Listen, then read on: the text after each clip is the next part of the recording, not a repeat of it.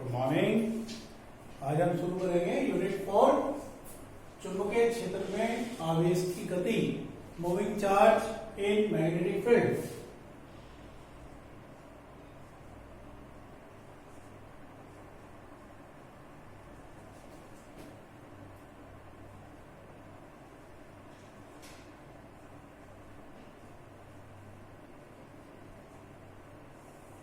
Moving charge in magnetic field. इससे पहले हमने पढ़ा था गुरुत्वीय क्षेत्र। गुरुत्वीय क्षेत्र का मतलब पृथ्वी के चारों ओर का वह क्षेत्र जिसमें कोई द्रव्यमान आकर्षण बल का अनुभव करता है, उसे गुरुत्वीय क्षेत्र कहते हैं।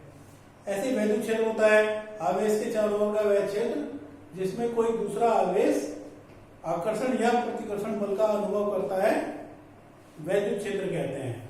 अभी क्या है हमारा चुंबकीय क्षेत्र, मैग्नेटिक फील्ड।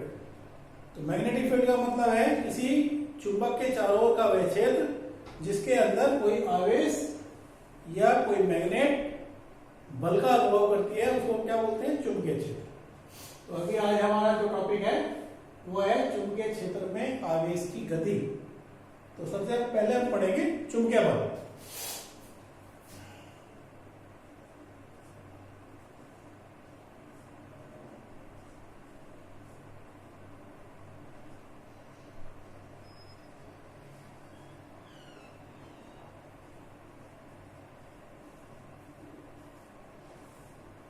तो अगर कोई आवेश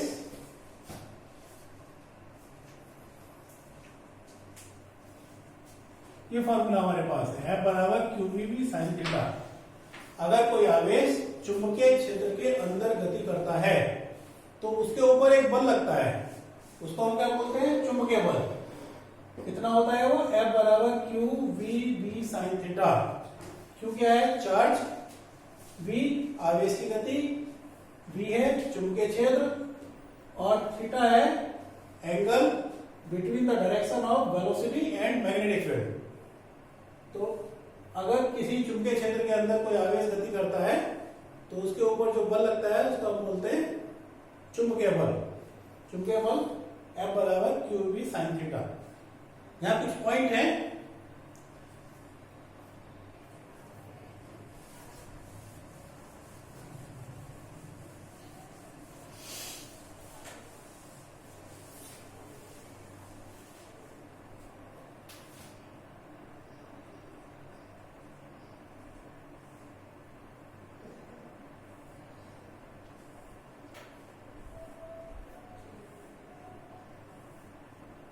मान लिया इस तरीके से मैग्नेटिक फील्ड है और इसके अंदर कोई आवेश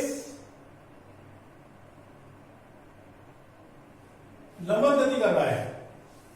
जो आवेश है वो चुंबकीय क्षेत्र के लंबवत गति कर रहा है, तो उसके ऊपर चुंबकीय बल कितना होगा, F बराबर QVB sin 90। तो उसके ऊपर जो मैग्नेटिक फोर्स होगी वो होगी F बराबर QVB।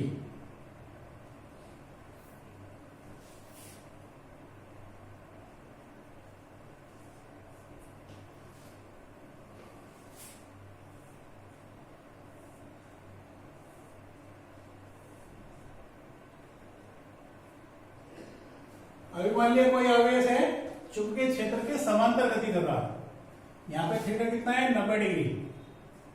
यहाँ पे थीटा बराबर है 0। कोई आवेश है चुंबकीय क्षेत्र के समांतर गति कर रहा है, तो समांतर गति करने पे आवेश के ऊपर जो बल लगता है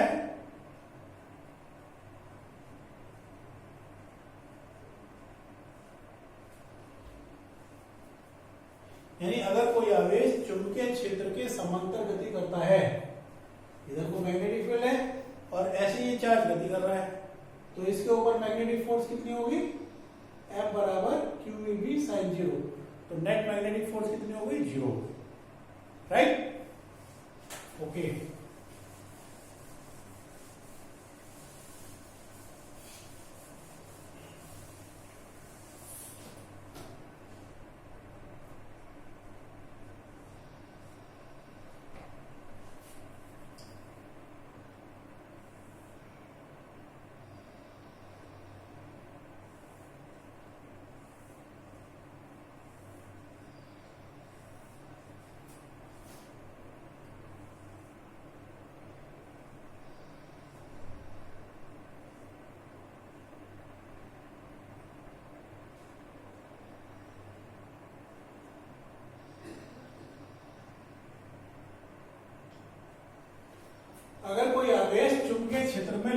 प्रवेश करे, अगर कोई आवेश चुंबकीय क्षेत्र में लंबवत प्रवेश करे तो चुंबकीय बल के कारण उसका पथ कैसा हो जाता है? वृत्ताकार, वृत्तीय पथ के ऊपर गति करता है।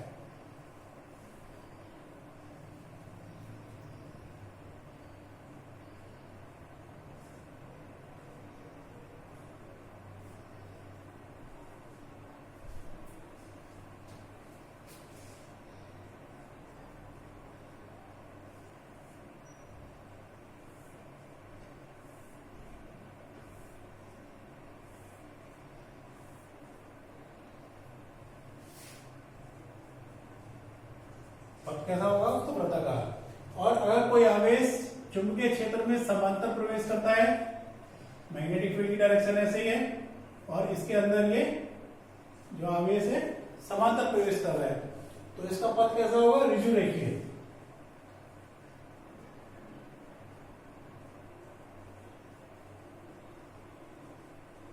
ऋजु रेखीय है ना, क्योंकि यहाँ पे तो फोर्स चुंबकीय बल जो है वो 0 रहेगा। यहाँ पे चुंबकीय बल लगता है F बराबर QEB, इतना चुंबकीय बल लगेगा, इसके कारण ये क्या? वृत्तीय पथ के ऊपर गति करेगा। यहाँ पे जो आवेश है, यहाँ पे इसके ऊपर चुंबकीय बल कितना है? 0, तो ये इसके अंदर समांतर गति करेगा, यानी उसका पथ कैसा होगा? ऋजु रेखीय। और एक पॉइंट,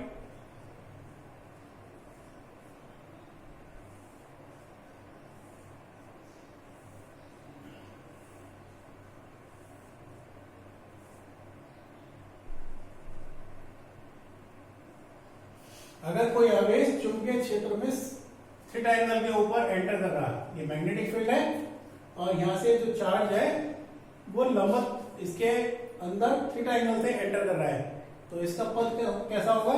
कुंडलनी के आकार का, इस तरीके से कुंडलनी के आकार का।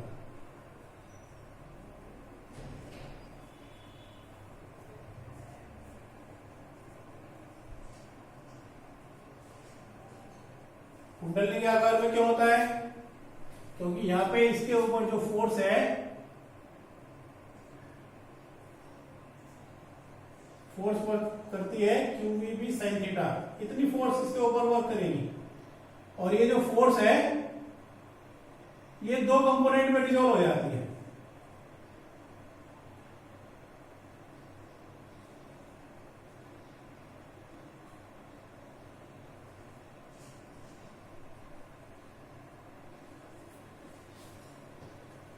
ये जो फोर्स F है 2 कंपोनेंट में डिसॉल्व हो जाती है, F cos थीटा और F sin थीटा।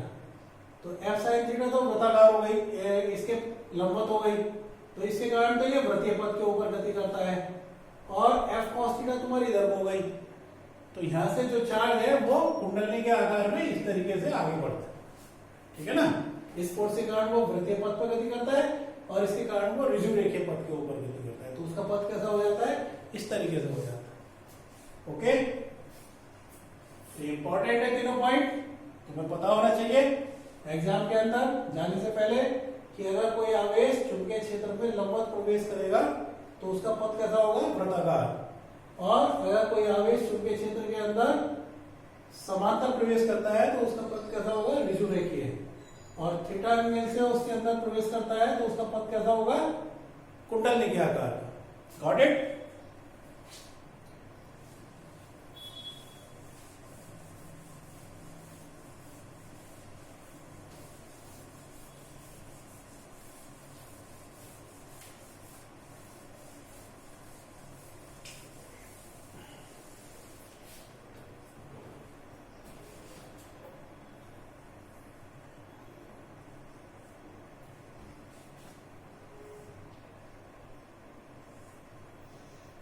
अभी मान लिया एक ऐसा क्षेत्र है जहां पे इलेक्ट्रिक फील्ड भी है और मैग्नेटिक फील्ड भी है,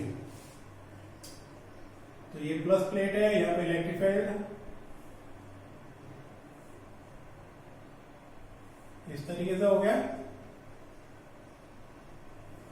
और इलेक्ट्रिक फील्ड के साथ साथ यहाँ पे मैग्नेटिक फील्ड भी है, और इसके अंदर कोई आवेश गति कर रहा है, तो इसके ऊपर दोनों फोर्स वर्क करेंगी, इलेक्ट्रिक फोर्स भी और मैग्नेटिक फोर्स भी। तो उसको हम बोलते हैं लॉरेंस फोर्स। वैद्युत क्षेत्र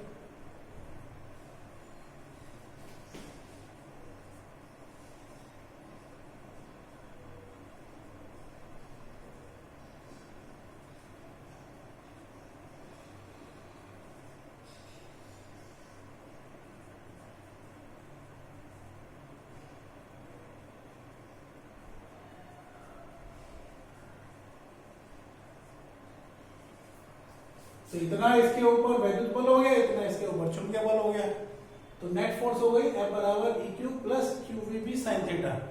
इसको वेक्टर फॉर्म में भी लिख सकते हैं,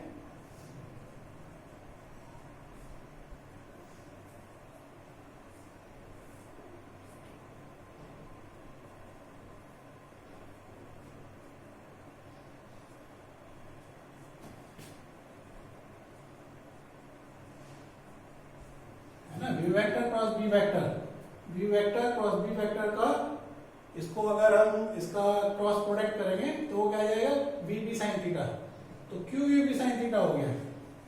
तो ये इसकी वेक्टर फॉर्म है और ये बराबर हो गया EQ plus QVB sin theta, ठीक है ना। तो इसको हम क्या बोलते हैं लॉरेंस बल, लॉरेंस बल बोलते हैं इसको। तो एग्जाम में कभी कभी पूछा जाता है वैद्युत क्षेत्र और चुंबकीय क्षेत्र में आवेश पर लगने वाला लॉरेंस बल, तो इतना बल उसके ऊपर कार्य करता है, ठीक है।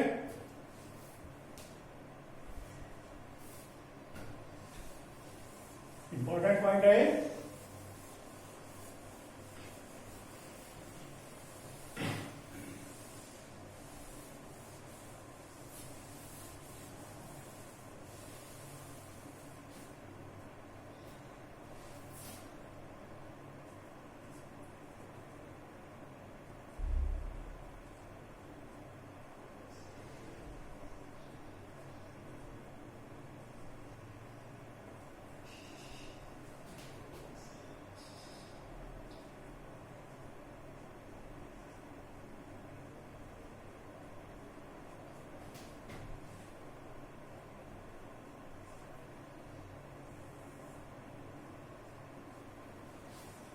अभी हमें थोड़ा सा और आगे पढ़ना है। चुंबकीय क्षेत्र में आवेश की वृत्तीय पथ पर गति। तो अभी मैंने बताया कि अगर कोई आवेश चुंबकीय क्षेत्र के अंदर लंबवत प्रवेश करता है तो उसका पथ कैसा होता है, वृत्ताकार।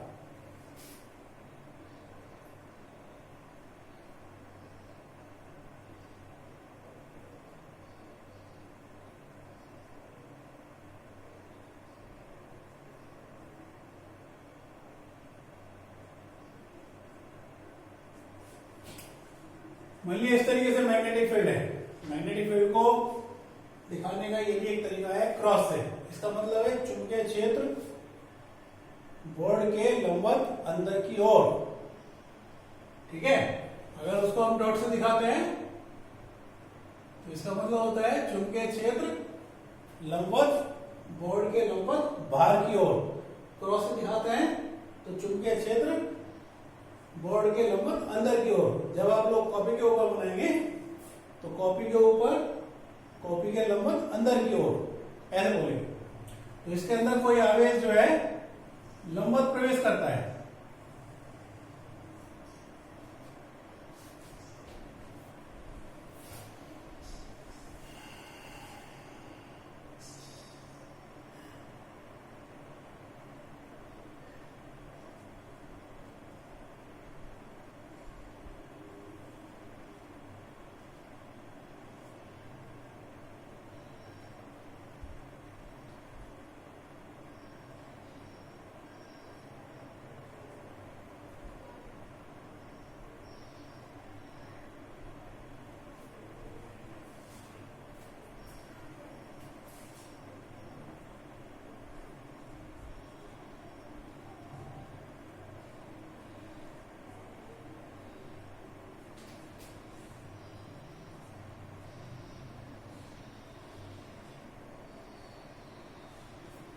तो अगर कोई आवेश चुंबकीय क्षेत्र में लंबवत प्रवेश कर रहा है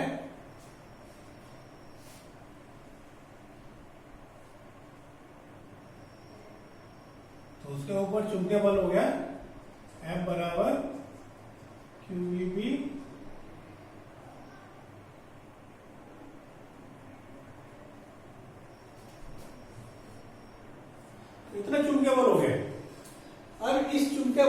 है वो वृत्तीय पथ के ऊपर गति करता है, और जब कोई ऑब्जेक्ट वृत्तीय पथ के ऊपर गति करती है तो उसको घूमने के लिए चाहिए रहता है अभिकेंद्र बल।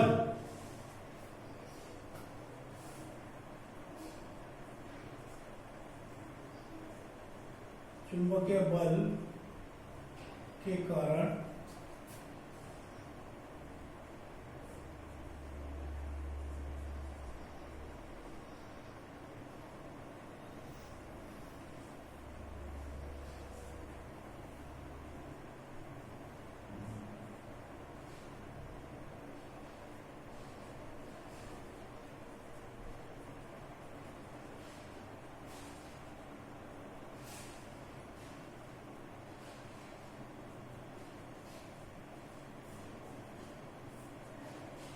हर्षक अभिकेंद्र बल हो गया F बराबर mv²/r। तो ये जो फोर्स है वो इस वाली फोर्स से जनरेट होती है, तो इसको और इसको बराबर रखेंगे।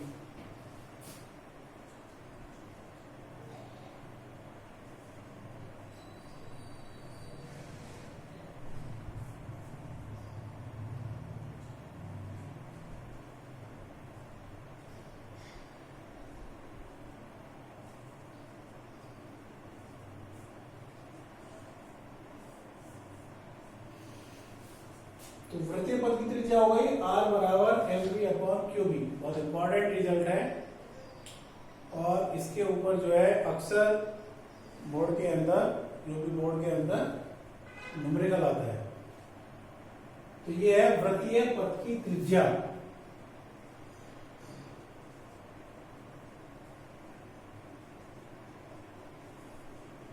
वृत्तीय पथ की त्रिज्या किसी चीज पर डिपेंड कर रही है? m के ऊपर। m क्या है? आवेश का द्रव्यमान, v उसकी वेलोसिटी है, q आवेश का परिमाण, और b है मैग्नेटिक फील्ड। तो चार चीजों के ऊपर जो है उसकी वृत्तीय पथ की त्रिज्या डिपेंड करती है।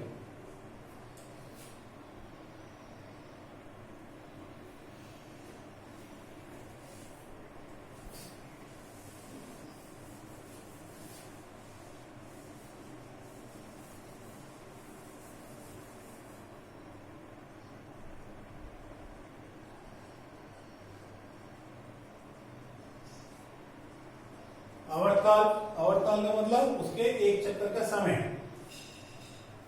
तो समय बराबर होता है दूरी बटे वेग। तो एक चक्कर में वो कितनी दूरी तय करेगा? 2πr।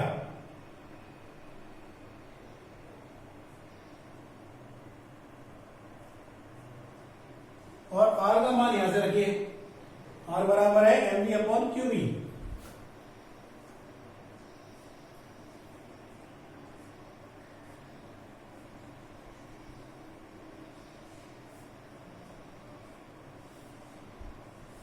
तो ये उसका पीरियोडिक टाइम हो गया, एक चक्कर का समय हो गया, t बराबर 2πm/qb। और एक चीज पूछता है वो आवर्ती।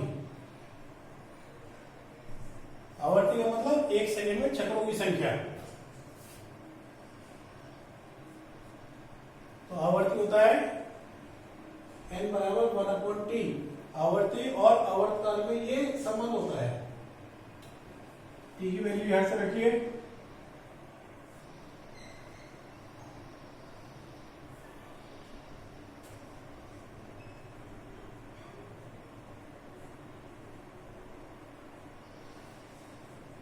तो ये तीनों रिजल्ट जो है इंपॉर्टेंट है। ये वृत्तीय पथ की त्रिज्या है, ये आवर्तकाल है, ये आवर्त। तो इसके ऊपर जो है तीनों के ऊपर अक्सर न्यूमेरिकल आ जाता है। तो कैसे करते हैं? आई होप समझ में आया होगा। ओके,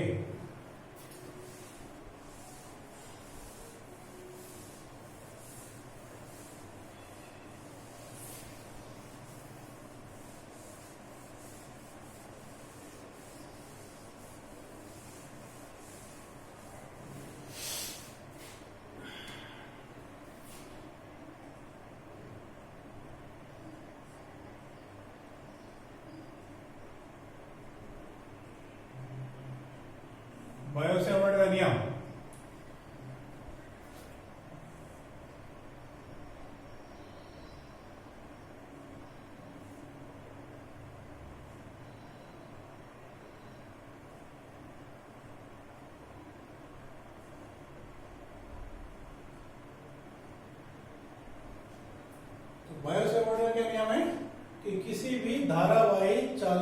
अल्पांश से r दूरी के ऊपर जो चुंबकीय क्षेत्र उत्पन्न होता है वो कुछ चीजों के ऊपर निर्भर करता है।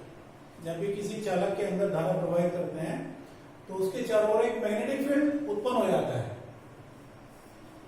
तो वो मैग्नेटिक फील्ड कुछ चीजों पर डिपेंड करता है। कौन कौन सी चीजें आएंगे? डेल्टा बी समानुपाती आई। एक तो इसके अंदर कितनी करंट है, इस अल्पांश से r दूरी के ऊपर ये पॉइंट है, तो यहां पर मैग्नेटिक फील्ड चार चीजों पर डिपेंड करता है। एक तो इस अल्पांश के अंदर कितनी करंट है, कितनी धारा है। दूसरा,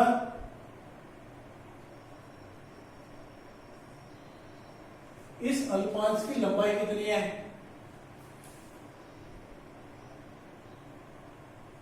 डेल्टा बी समानुपाती साइन थीटा।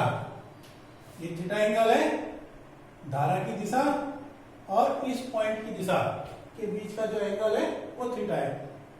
तो धारा की दिशा और पॉइंट की दिशा के बीच के कोण की ज्या के समानुपाती होता है।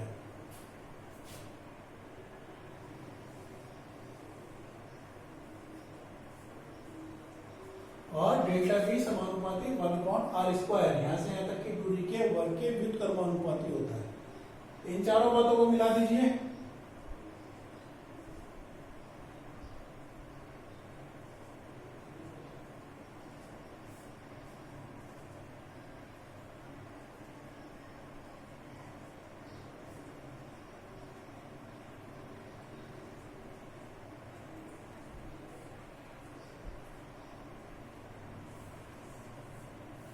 तो इतना रिजल्ट आ गया।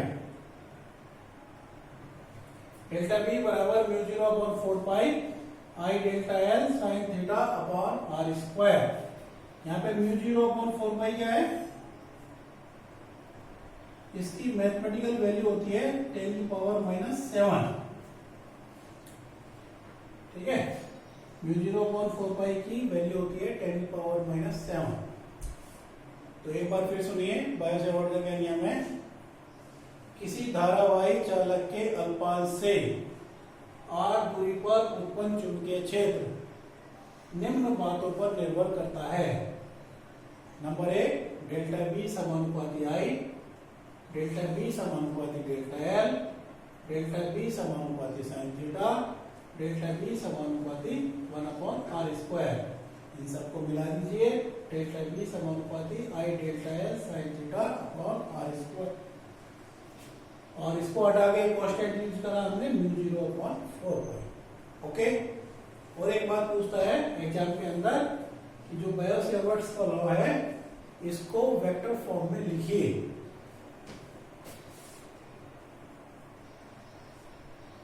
Vector form.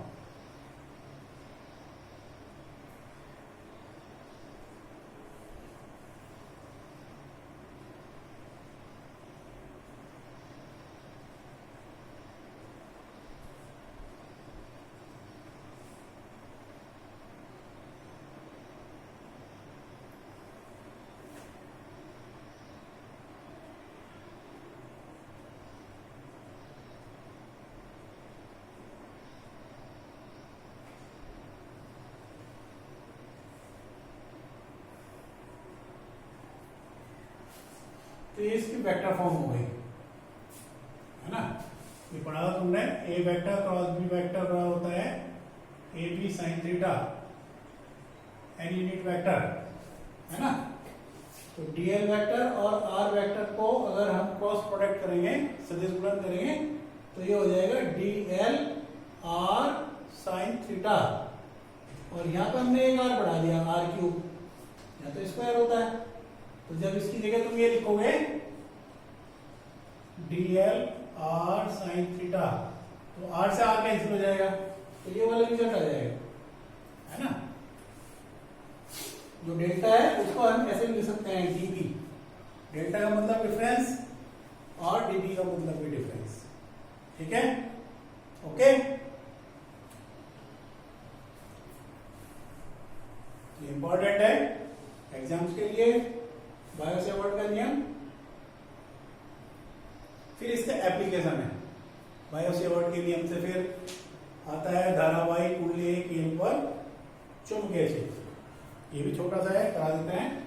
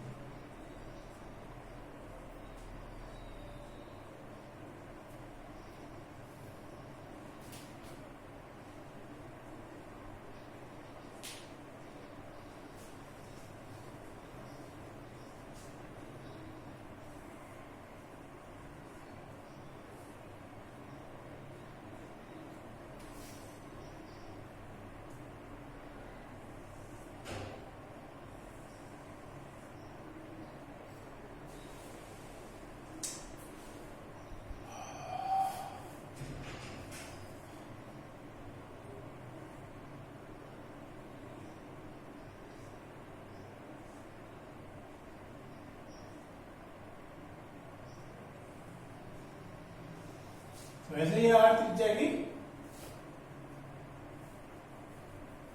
कोई कुंडली है जिसमें आई धारा प्रवाहित हो रही है, आई करंट है इसके अंदर, ठीक है। अब क्या करते हैं, ये जो कुंडली है इसको छोटे छोटे सेगमेंट के अंदर डिवाइड करते हैं, अल्पांश के अंदर डिवाइड करते हैं। एक सेगमेंट हो गया, ये अनदर सेगमेंट,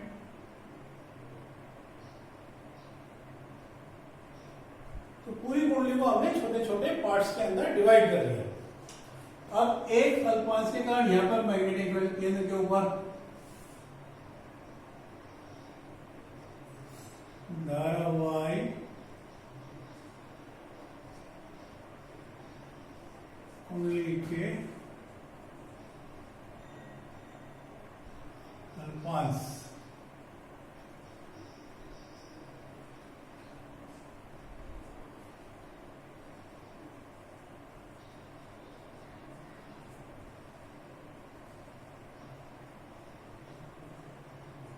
है ना, बायो सेवर्ट के नियम को अप्लाई कर रहे हैं हम। तो इस अल्पांश के कारण यहां पर मैग्नेटिक फील्ड हो गया डेल्टा बी बराबर μ0.4 pi I delta L sine 90 upon R square. क्योंकि जो ये अल्पांश है ये कितना एंगल बनाएगा, 90 डिग्री। ये पढ़ा होगा तुमने कि वृत्त की प्रत्येक त्रिज्या वृत्त की परिधि पर लंब होती है, तो जितने भी ये सब 90 डिग्री का एंगल बनाएंगी। ये सब त्रिज्या है वृत्त की परिधि के ऊपर 90 डिग्री का एंगल बनाती है, तो ये 90 डिग्री हो गया है।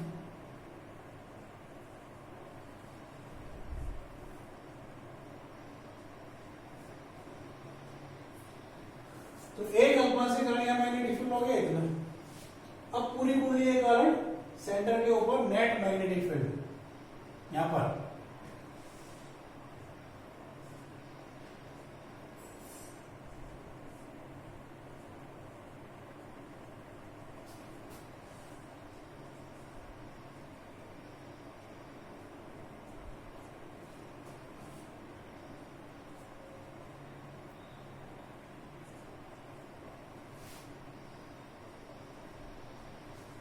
डेल्टा बी इसके कारण है, डेल्टा बी इसके कारण है, डेल्टा बी इसके कारण है, सबको हमने क्या कर दिया, सम कर दिया, जोड़ दिया।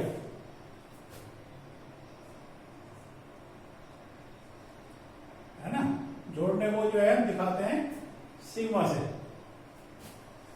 तो सिग्मा डेल्टा बी बराबर μ0.4 पाई आई अपॉन आर स्क्वायर, और सारे अल्पांश जोड़ दिए हमने, ठीक है। तो सारे डेल्टा बी जुड़ के हो गया बी नेट मैग्नेटिक फील्ड,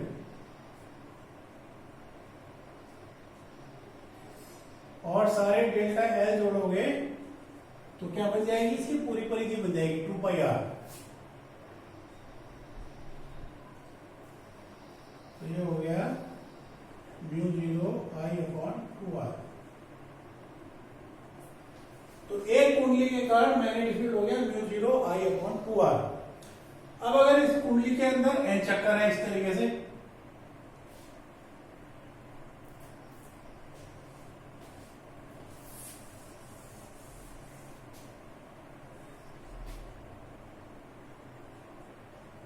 यदि कुंडली में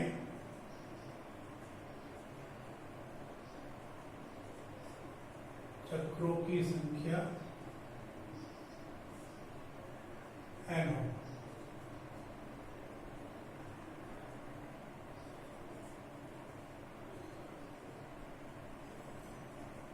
अब अगर कुंडली में चक्रों की संख्या n हो, ये तो एक चक्कर के कारण इतना हो गया, तो नेट मैग्नेटिक फील्ड हो जाएगा n चक्कर के कारण μ0 Ni/2r।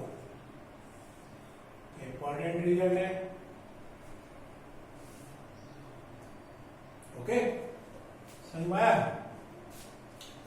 तो आप पढ़िए, अगर कोई बात समझ में नहीं आती तो आप पूछ सकते हैं। न्यूमेरिकल कोई समझ में नहीं आ रहा, कल मैंने न्यूमेरिकल कराए थे, अगर कोई न्यूमेरिकल आप लोगों की समझ में नहीं आ रहा तो आप मेरे को पूछ सकते हैं, व्हाट्सएप के ऊपर उसका नंबर भेज सकते हैं। Okay, best of luck, good day.